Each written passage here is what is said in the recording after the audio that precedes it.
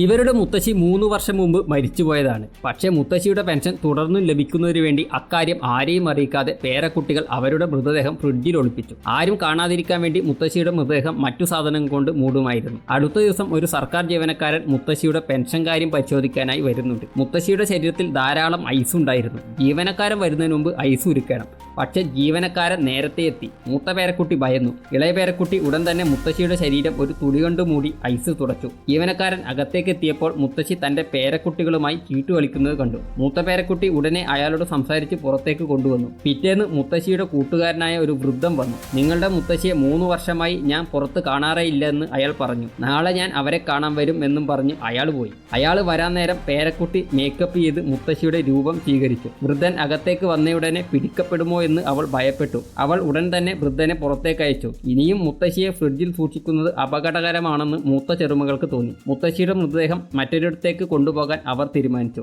അവർ മുത്തശ്ശിയെ വണ്ടിയിൽ കയറ്റി മറ്റൊരു സ്ഥലത്തേക്ക് തിരിച്ചു. പെട്ടെന്ന് ബ്രേക്ക് പിടിച്ചപ്പോൾ വീൽചെയർ വണ്ടിയിൽ നിന്ന് വീണു.